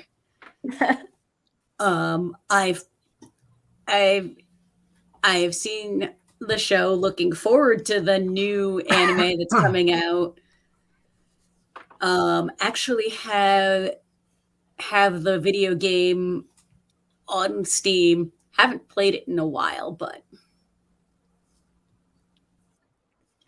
Nice. But yeah, that's one of my favorite American animes. Nice. Let me see. What are my things here? I don't even know. There's a lot of stuff that's still coming out too. That's not on here yet. But I did a really cool thing this past year that was kind of like a big goal of mine. I got to be in my first feature film. That was awesome. It's called SEAL Team.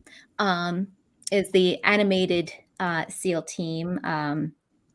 From a South African animation studio, and that's on Netflix now. And I got to play a bunch of sharks in that and use my creature sounds for that. But that had a huge cast. Kristen Shaw was in it, like big, huge names that I only could dream of working with, and I got to do that. Oh geez, we probably recorded about a little over a year ago, maybe. And that was just super awesome. But if you get a chance to check that out, it's on Netflix, called SEAL Team, with actual seals.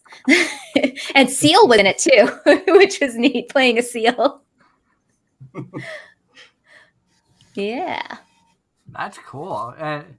Is it a whole different world when you go from working on shows like Show by Rock to now you're in a full-length film? Was that kind of an adjustment for you, or? I mean, it's a much different process. So for that one, it was looping work. So you're actually working with all the actors at the same time. Remotely. We were all in our own individual studios, but we all got to work together. In anime, you don't really get to do that. It's just you and the director and the engineer. You don't get to interact with the other actors.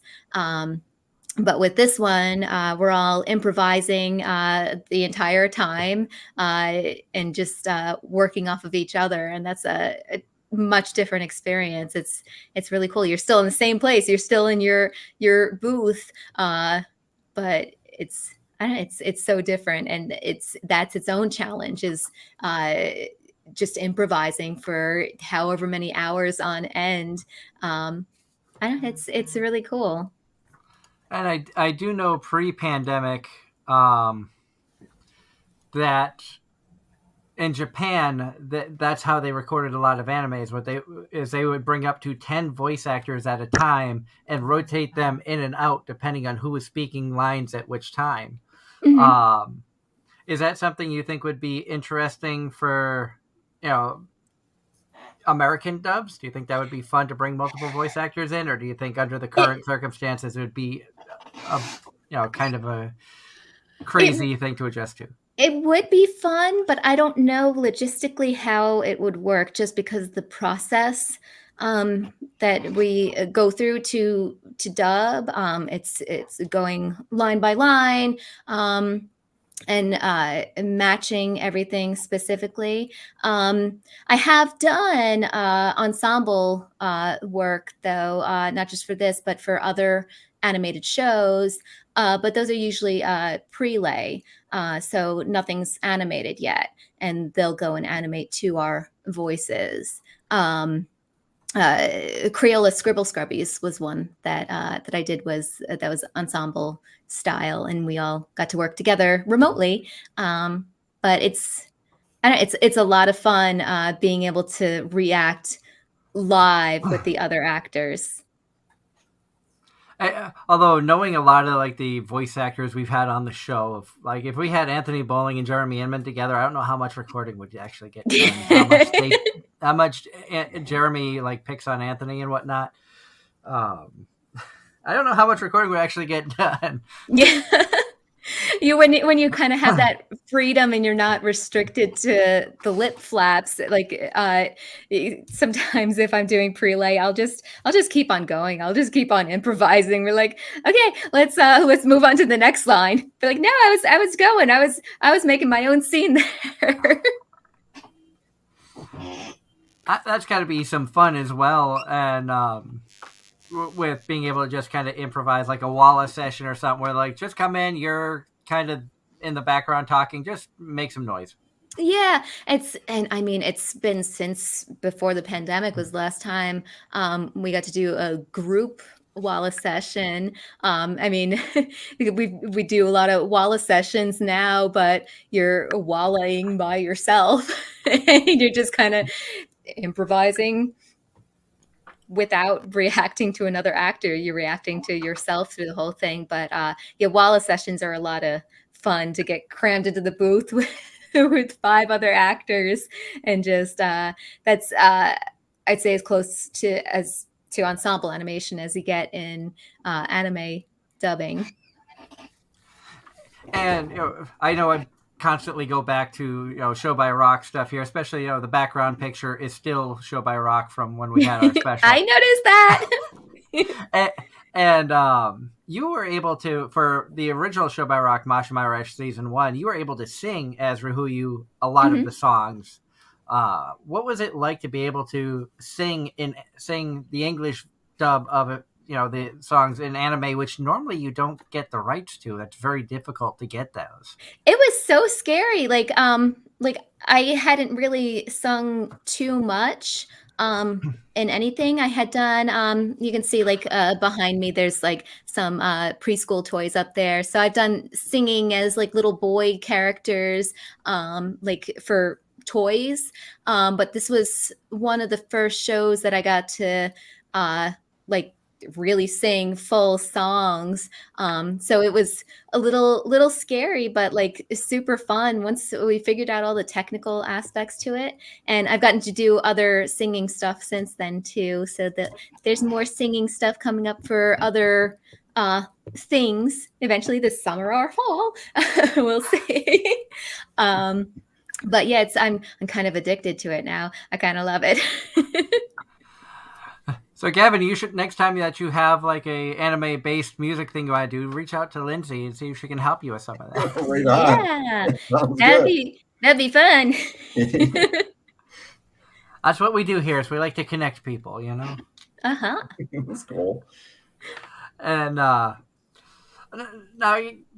as I mentioned before, Gavin, you've been a part of the show since the beginning. What are some of your fondest memories of seeing the show over these past 8 years?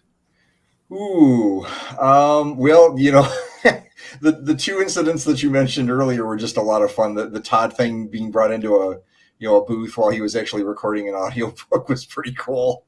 And just I don't know, some of the unpredictability, was pretty neat. It's just like you never know what's going to happen, and you get onto different stories and things that topics that you may not expect and stuff. And that's always cool. It's just really organic, and you get to find out things about people that you wouldn't have expected to know. Oh yeah, and one thing that we've always enjoyed doing here is being able to showcase the people, not just what they produce.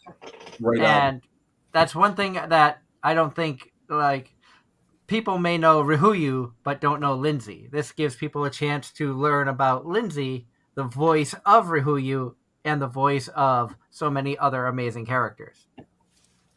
Yeah. So that's one thing I've taken pride in with this show, is asking questions that, like, I've heard enough questions asked of voice actors at conventions that I don't want to ask those, especially when you hear the same 3, 4, 5 over and over again. I would rather delve deeper and be like, so, do you like ghosts? You get some weird questions. First 25 minutes of the show, we're talking paranormal. That's so cool. I'm sorry I missed that. Now I'm going to have to go back and listen again. And as I don't know if you were here when Lindsay was telling Anthony that she lives in that she grew up in an old Victorian house in New York. Yeah, I was like, oh yes, I have a 100-year-old home myself, but it doesn't look like it from the outside. It's very kind of plain. It's okay, but it's like the inside I totally did up with like layered draperies and like historic wall coverings, and then I did it to the nine. So I'm all on that page. Oh, nice. When the house we grew up in, I mean, it was an old Victorian house, and it was before we did any renovations. So I mean, like, the dining room walls were starting to crumble. Like it was like it was the old, like, horsehair. Horsehair plastic. Yes, and that I felt like it brought so much personality to the house. You're like, I wonder when that ceiling's gonna cave in. Maybe all the ghosts are gonna fall on top of me. Right. They don't build homes like that anymore either. I mean, there's just so much character in older homes, It is, and my mom still lives there, and we went to visit the last time. I'm like, I don't remember how sloped this floor was. Like, I'm walking downhill in my old room. Right. And Mario commented in the chat room saying, wow, Lindsay's been in a ton of games I've recently played. Oh, cool. So, again, we are so excited to have Lindsay joining us. Big thank you to Anthony, who joined us for a short time earlier. And, of course, big thank you to Gavin, who's joining us tonight and has supported us since the beginning. I grew up in a old house in Massachusetts that had the old rock and mortar foundation. Yeah. So we think the house originally was at least 200 to 300 years old. It's still, in the area in Massachusetts, it still had the old rock walls, no concrete to it, just the old rock walls on the property. So that I think was of Native American origin, if I remember correctly. But so I know what it's like growing up in old homes, having weird things happen. And it wasn't until I was in my late teens that I really delved into the paranormal. And that's one of those things when it hits you, it just sticks with you whether you want to or not. And I just loved every second of it. That's cool. Yeah, we had to do an episode where we just tell all our ghost stories. Yes. That could be a lot of fun. Uh-huh. I think Anthony would want to be a part of that one too. Yeah. J. Michael Tatum would be fun, but he gets scared. So the fact that he does Ghoul Intentions is hysterical. And I also know he was a regular at AAC, another anime convention, for years. It was in Manchester, New Hampshire. And one year they held it around Halloween time. So they brought all the guests to Spooky World, which is a haunted park that goes on around Halloween time in New England. And he had some stories to tell about going there. Excuse me. Oh, Oh, bless you. Oh, sure. Uh, And but we are almost out of time. I can't believe that the 2 hours is almost already gone by. It's been so much fun to reminisce over the past 8 years. Of course, still coming down from the excitement of having Bang Zoom Entertainment on the show this past Tuesday. It was a lot of fun talking with Eric Sherman and Mami Okada. It was the second time we've had them on. Of course, we had Jeff Fulb on recently to promote Vermont Gatherings and the Vermont Sci-Fi and Fantasy Expo that's going to be going on at the end of April. Program notes, like I said, next Sunday we're going to be welcoming PucciCon. We're going to have a representative from PucciCon joining us, talking more about that show. April 17th, we have Devira Kai is going to be joining us from Big Bucks Entertainment. It's going to be fun reconnecting with him. Haven't talked with him in a while. April 24th is an open mic show kind of night where I think we're just going to talk about some of the shows from the winter season that has just wrapped up. We've already been looking ahead to the spring season. May 1st, we're going to be welcoming Lilith Fernandez, who unfortunately had technical issues and couldn't join us for the Cosplayer Roundtable. We were able to reschedule her, so we're excited about bringing her on to showcase her talents as a cosplayer. May 8th, we have HB Comics that's going to be joining us. And then May 15th and May 24th, those two shows are not going to be live Sunday night shows due to traveling from conventions. Those weekends, we're going to be trying to do some live, like PucciCon, we're going to be doing live stuff during the convention. Anime Boston, I did just get the email. We were unfortunately denied press for AB, but we are still going to cover it as best as we can, following all the guidelines and being as respectful as we can to the guests, the cosplayers, the attendees, and everybody. So we will still be at Anime Boston. Unfortunately, not as press this year. Their guidelines have changed in the past few years, understandably, and also where we've recently made a change from Blog Talk to YouTube. We don't have all of our shows up, so I have a backlog of about 200 plus episodes that need to get put up there. Including past years' coverages of Anime Boston and whatnot. So understandably, we're not going to be there as press, but we are still going to be there to have fun. Before we run out of time, Lindsay, we want to give you a chance to promote yourself, any website, social media, anything non-NDA you can talk about. It as our shameless plugging section, and the floor is yours. Yeah, so I am doing an Epithet Erased Streamly signing this weekend. There's a couple different actors that are going to be on there. And I do have prints up on my Streamly page.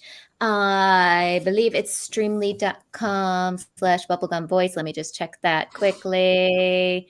I'm so professional. It is. It's streamly.com/bubblegumvoice, and you can pre-order your prints on there, and I will sign them live on the stream. We do have some duo prints on there too, so check it out. You can also follow me on Twitter, because that's where I'm going to post most of the stuff that comes out as it comes out. L Shepherd VO on Twitter. And you can always check out my website, bubblegumvoice.com, to see all my other stuff. If you want to join in on one of the voice acting classes, I do have an intro to voice acting class coming up. You can check out lonestarvo.com, and I do coaching on there and all that fun stuff. Awesome. And Gavin, where can people find more about homecirclemedia.com, and what conventions do you have lined up this year? The website is, as you mentioned, homecirclemedia.com. I know last time we talked, Doug, I was out of practically everything in our shop, and fortunately we had major restocking, so I actually have merchandise now, which is a good thing. We will be at Anime St. Louis towards the end of this month. NakaCon is Memorial Day weekend, and then on it goes from there. And then as far as the music things, easiest thing is just my name. It's gavingoska.com, GAVANGOSZKA.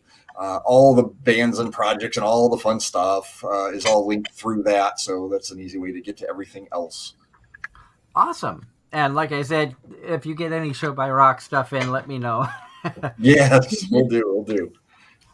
And I want to again throw a big thank you out to Anthony Bowling, who was able to join us for a short time tonight. It was really cool that he took some time out of his busy night, especially where he has a dinner date with his wife, to join us. Last time he joined us, his parents were in town, so he joined us while his parents were in the other room, which was kind of neat. So the wonders of live radio. That's one of the fun things about this show is we never know what's going to happen. And Evan, I know you weren't a part of the Christmas special we did when we were supposed to have Anthony and Jeremy Inman join us, but they joined us from a Funimation voice actor Christmas party. Oh, wow. That's pretty cool. And they didn't tell me that they were going to do that. And, obviously having had Anthony on the show multiple times, we've had Jeremy on a couple of times and got to meet him at Kineticon last year and finally get to confront him about that, which he just laughed and was like, yeah, we thought that would be a fun idea. Kind of a happy, Merry Christmas gift to you and the fans and everything. Jeremy was funny because he kept saying he needed to refresh his drink, and he did that about 5 times, and every time he came back with a different voice actor. That's cool. That's really cool. So we got to talk with, reconnect with Tia Ballard, Terry Doty, got to meet Stephen Fu for the first time, and a couple others. So that was a lot of fun. And that's some of the, you've heard Gavin talk about the unexpectedness of this show. That's stuff that just happens with these live, unscripted, unplanned shows. You just don't know what's going to happen. All reactions are natural. Like Lindsay had no idea we were going to go on a tangent about paranormal when she came on tonight.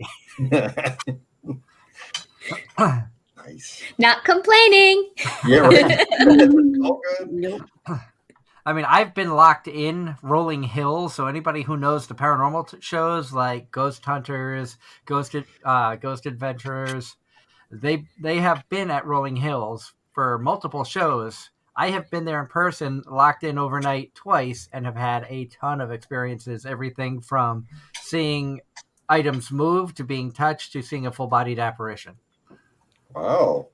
And it is by far one of my favorite places that I've ever investigated. I would go back in a heartbeat, and it is about 5 hours west of me. So it's right here in the state of New York. So next time you come up to New York and you want to go ghost hunting, let me know, Lindsay. Yeah. I'm a few hours north of New York City. I'm up about half hour, 45 minutes from the Canadian border.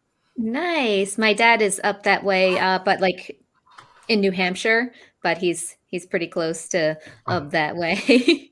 Yeah, we are. I'm located right across the lake from Burlington. Awesome. So Awesome. New England. you find out how small it really is when you start talking with people from around the country who are like, "Oh, I have ties there." Well, yes. Like this past Tuesday with Bang Zoom, and you were surprised to find out that Eric Sherman was originally from the Boston area. Yep. Who is the owner and CEO of Bang Zoom. Kylie Stewart has family like 2.5 hours west of where I'm at in upstate New York. It's always entertaining because I live in Boston, but I live in one of the neighborhoods where if you're not from the city, you don't know. And then I usually give a landmark and everyone's like, oh yeah, I know where that is. And we are just about out of time as the clock goes off behind me, signifying that it's 10 o'clock. We want to thank everybody for tuning in tonight. All of you amazing people in the chat room. Thank you for having a nice, busy chat room. I love seeing the interaction. Love all the fans who tune in every week. If you're new here, like I said, hit the like button, hit the subscribe button. Help us reach our goals. 200 subscribers gets you entered into a chance at being a guest co-host for a future voice actor interview. 500 subscriptions is our goal for the end of the year. Help us reach these goals. We can't do it without your help. Who doesn't Do it.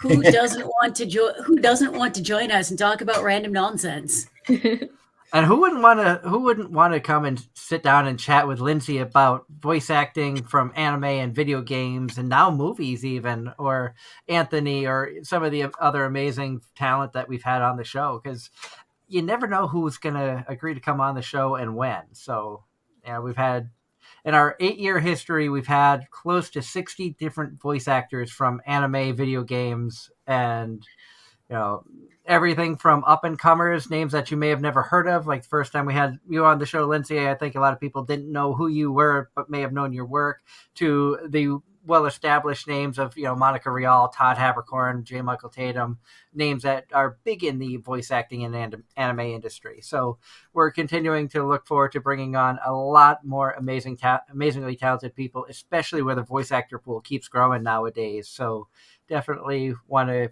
keep finding the fresh faces. Of course, thank you, Lindsay and Gavin, for joining us tonight. It's always awesome to chat with you.